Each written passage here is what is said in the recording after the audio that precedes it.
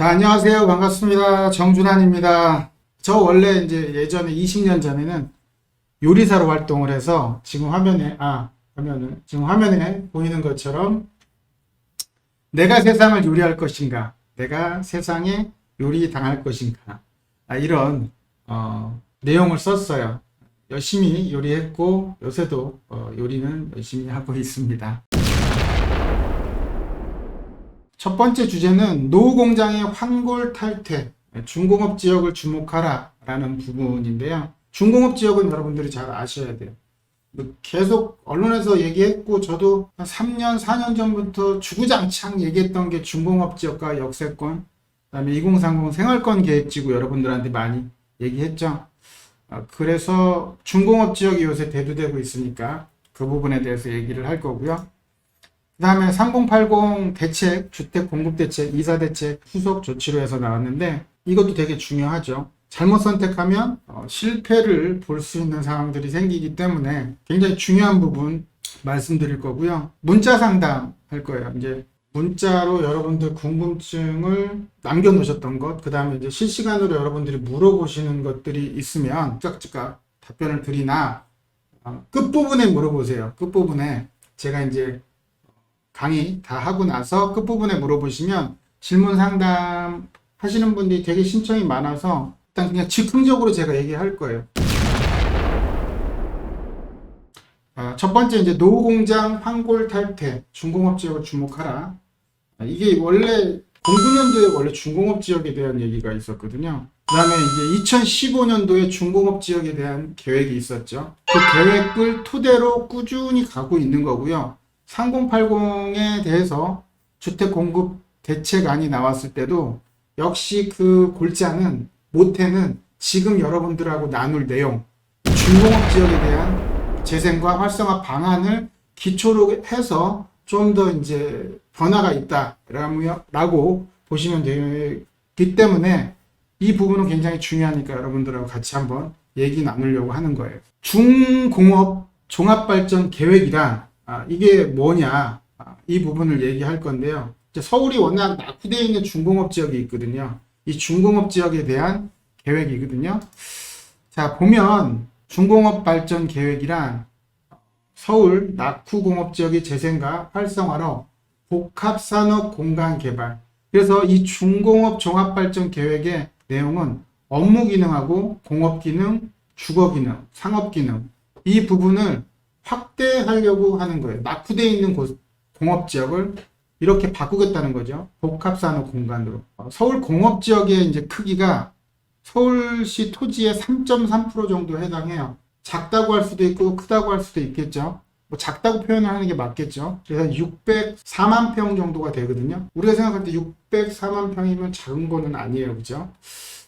현재 사용하고 있는 용적률이 있어요. 현재 평균 용적률을 190% 정도 사용하고 있어요. 그러니까 100평의 땅에 200% 정도를 보면 작게 사용하는 건데 법이 허용하는 용적률이라는 게 있거든요. 중공업지역은 이만큼 용적률을 줄게 라고 하는 게 400% 정도 용적률, 법상 이제 500% 제한을 두고 있는 거죠. 서울시 조례는.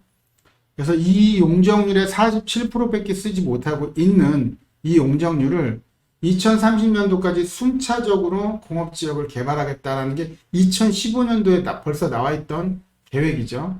중공업지역 면적 비율을 한번 볼게요. 중공업지역의 면적 비율. 아까 얘기했던 3.3% 정도를 차지하고 있는 작은 공간이다. 주거지역을 보면 52.2% 정도 되고 녹지 공간이 생각보다 커요. 서울시에 40% 정도. 상업지역이 4.3%. 그러니까 상업지역보다 중공업지역이 좀 더 작은 공간을 차지하고 있죠. 3.3%니까요. 중공업지역의 문제점이라고 서울시에서 바라보고 있는 것은 무엇일까? 중공업지역은 지역의 발전의 걸림돌로 인식되기도 합니다. 라는 얘기인데 보시는 사진처럼 공장 비율의 지속적인 감소, 그러니까 이제 공장 필요성이 조금 더 줄다 보니까 공장의 비율이 감소되고 그곳에 주거라든가 상업시설이라든가 이런 것들이 서서히 중공업 지역에 들어오고 있죠. 산업기반의 쇠퇴. 여기 사진도 굉장히 흑백으로 되어 있어. 이런 이제 사진을 지금 막 봤어요.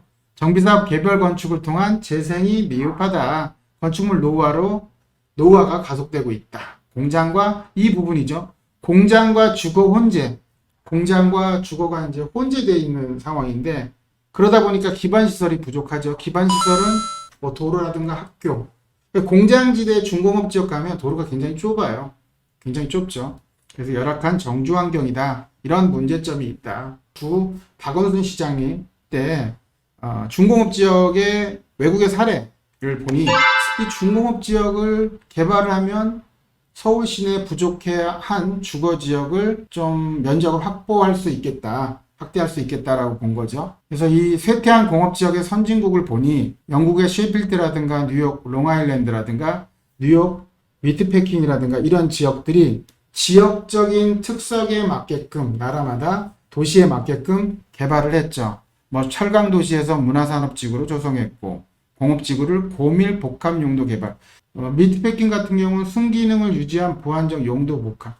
그러니까 그 상태에서 용도를 좀 보완했다라고 서울시 자료에 나와 있어요.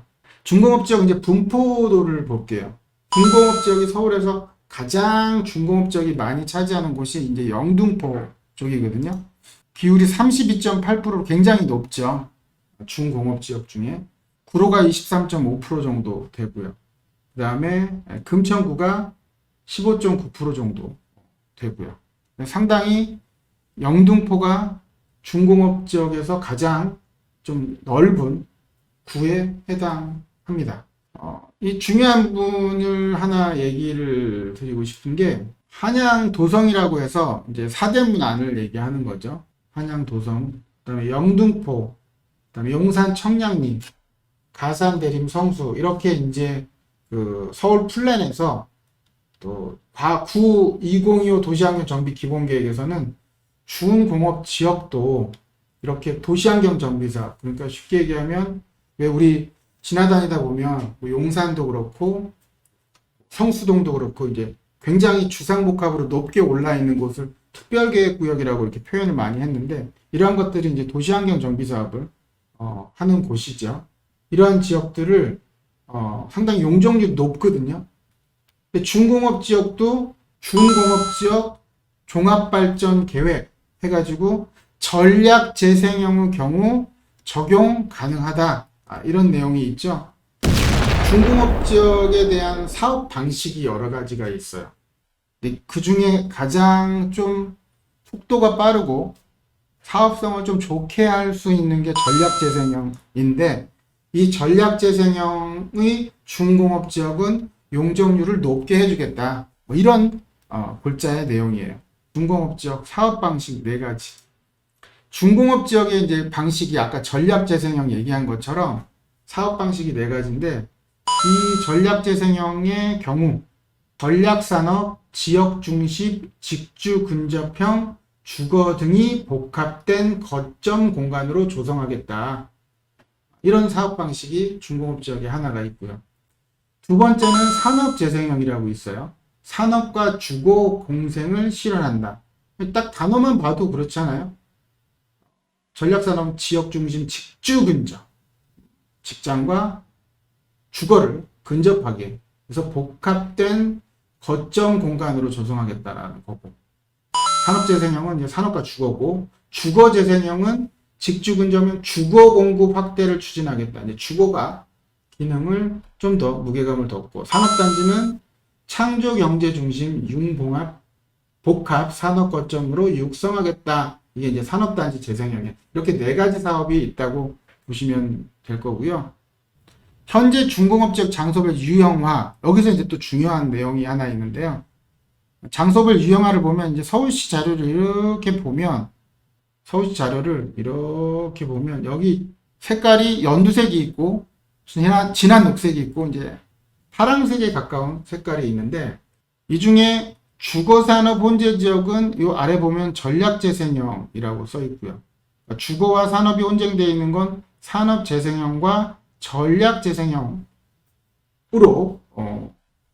사업 방식을 적용한다. 주거 기능이 밀집하여 있는 건 당연히 주거재생형으로 산업단지는 산업단지 재생형으로 이렇게 바꾼다고 되어 있는데 이 분포도를 보면 이렇게 그림이 굉장히 작아요. 그래서 제가 이따가 이 내용의 끝부분에 좀 정리했던 걸 말씀을 드릴게요.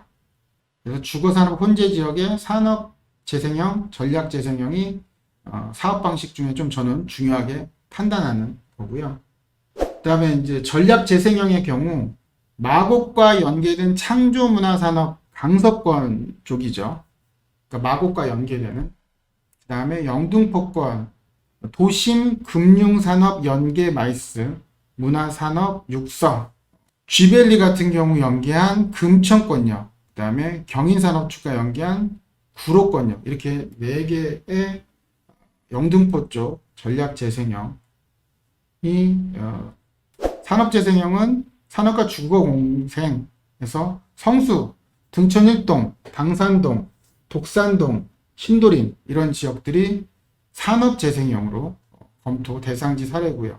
성수동 일대, 물레동 그리고 중공업 지역 내 주거산업 혼재 지역의 비율은 30% 중공업 지역 내에서 주거와 산업이 혼재되어 있는 건 한 30% 정도 된다. 그리고 중공업 지역 내 직주 근접하는 주거재생형 당산동, 고척동, 그 다음에 시흥동, 염창동, 창제동 이런 지역들 그래서 영등포 당산 5가라든가 영등포 당산동 1가 298번지 일대 이런 지역들이 주거재생형인 상태고요. 그래서 이곳은 46.9% 아까 이제 봤던 것보다는 비율이 훨씬 더 높죠. 그다음 산업단지 재생형 온수산업단지라든가 쥐밸리 국가산업단지 이쪽은 22.4% 정도. 그래서 보면 가장 많은 비중을 차지하는 게 이제 주거재생형, 주거 쪽이 이제 많이 있는 상태입니다. 서울시 이제 조사 방향을 보니까 4가지 방식 산업재생형까지 얘기했고요. 그러면 중공업 지역 향후 어떻게 관리할 거냐? 지금 보면 굉장히 영등포 지역 산업 생활권 예시 해가지고 서울시 자료인데 보면 복잡해요. 근데 이제 아무리 확대해도 번져 보입니다만 주 생활권 계획 예시는 왜 우리 예전에 제가 이제 강의할 때 유튜브나 이렇게 올렸을 때 2030 생활권 계획지구라고 있는데 이런 생활권 계획지구 안에서 영등포가 들어있는데 그 영등포 중에 이렇게 개발할 겁니다라는 게 서울시 자료에 있어요. 2030 서울 플랜 후속 계획으로 수립되고 있는 생활권 계획지구과 계획과 연계하여 관리하겠습니다. 2030 서울 플랜 중에 생활권 계획과 생활권 계획 안에 중공업 지역을 이렇게 맞물려 떨어지게 하겠다라는 계획이죠. 중공업 지역 향후 관리, 과거의 주요 대상지 산업단지 개발 지역이라든가 대규모 거점 개발, 일자리 지역, 중공업 지역 외 산업 기능 밀집 지역, 신규 지정, 해제 동시에 추진한다고 당시에 그랬죠. 기존에 있던 곳에 해제도 하고 또 신규로도 지정되고 3080 나왔을 때 지금은 그때하고는 좀 다른 방향으로 갑니다만 그래서 이렇게 계속적인 변화는 있고 이게 이제 모태가 되는 건데요. 대규모 도시계획 시설, 국공유지, 국공유지가 이제 손대기 좀 좋잖아요. 신규로 지정하는 쪽에 이제 당시에 계획이 있었죠. 그래서 영등포, 영등포 공원 일대라든가 양천구 목원초 일대, 도림천 일대, 그다음에 광진구 현대아파트 일대, 도봉천 일대, 창동역 일대. 창동역 얘기 많이 나오죠. 이때부터 얘기가 많이 나왔던 거. 2015년도 얘기입니다. 그리고 당시에 이제 청년 대학생 신혼부부 등을 위한 역세권 직주 근접형 주거 공간을 확충하겠습니다. 그래서 역세권 500m 이내 기숙사 및 임대주택. 이때 당시에도 500m 얘기는 나왔죠. 임대주택, 입지 개발 밀도 기준 완화, 용적률 250%, 400%로 완화하겠다. 역세권 반경 500m, 공장 비율 10% 미만 지역을 대상으로 산정해서 이렇게 된다. 라는 내용이 나와 있죠. 다음은 중공업지 정책 및 분포도예요. 자, 그렇게 2015년도에 나왔던 9월인가? 이렇게 나왔던 게 2020년 5월 6일 국토부 발표가 있어요. 수도권 주택 공급 기반 강화 방안. 중공업 지역 내 공장 이전 부지를 활용하겠다. 해서 2020년 5월 6일 날 공공이 참여하는 순환정비 방식을 도입하겠다.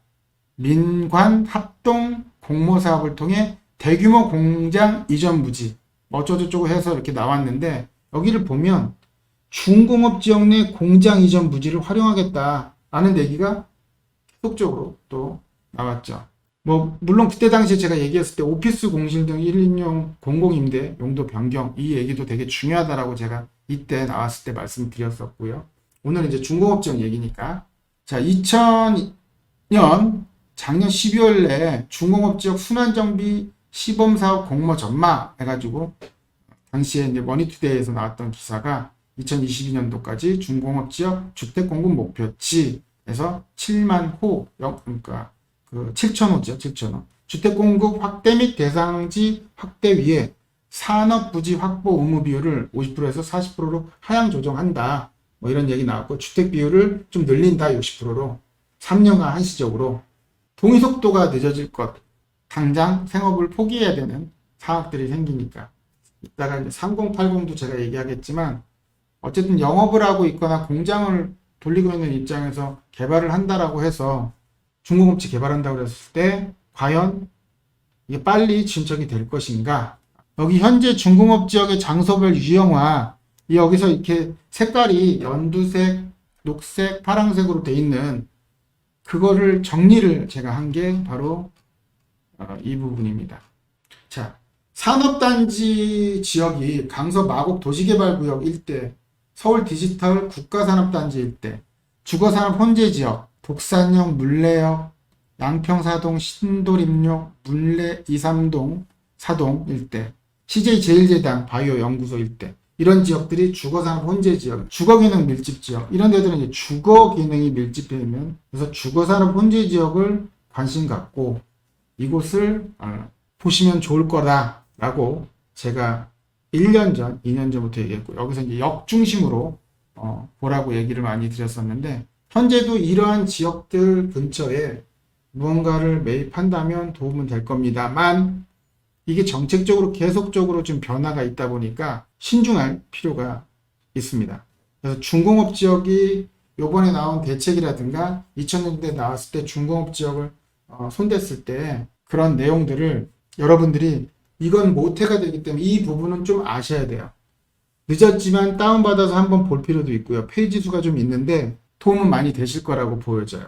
중공업 지역에 대한 계획도 이런 기본을 좀 알고 접근하시면 도움이 많이 되실 겁니다. 그래서 중공업 지역에 대해서 좀 간략하게 제가 오늘 설명을 드렸고요.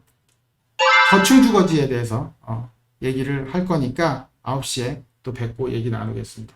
자, 그러면